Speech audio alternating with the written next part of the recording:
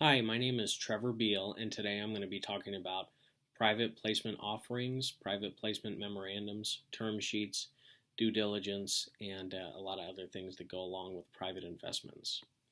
So, to start off, a PPO stands for private placement offering, and this is utilized when companies are too new or too small to go public and to go IPO. Um, a lot of companies take advantage of this private investment opportunity because it's very costly to pursue an IPO, and a lot of companies might not have the fundamentals and the technical stability to support an IPO.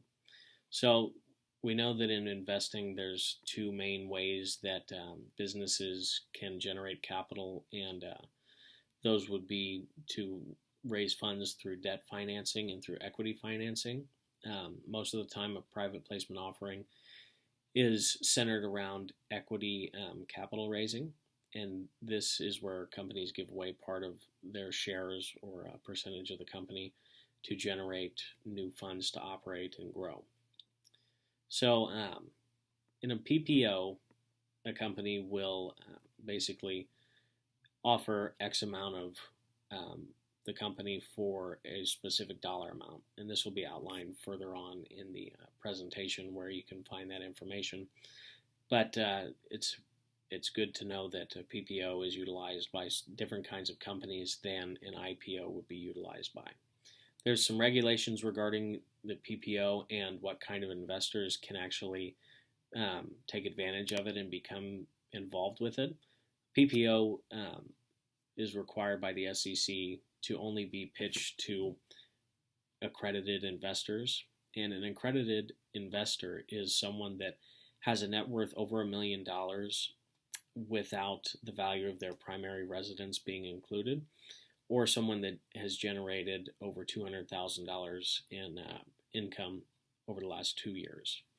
And the reason that these kind of offerings are only pitched to those kind of people is because the SEC believes that they are better equipped to protect themselves from fraudulent investments or overall bad investments. So the next part of the offering that I'm going to talk about is PPM, which is Private Placement Memorandum. This is a legal document that outlines an offering to sell equity or debt in a privately held company. And this document is very important to the private investor because it's really one of their only sources of information about the company that they're looking to invest in. A lot of public companies have all of the information you could ever want about them readily available on the internet or through their annual report. With private companies, it's much harder to gain this information because they don't have the same reporting requirements or the same information readily available about them. So the PPM is the foundation of how an investor can view and assess a privately held company and the investment opportunity in that company.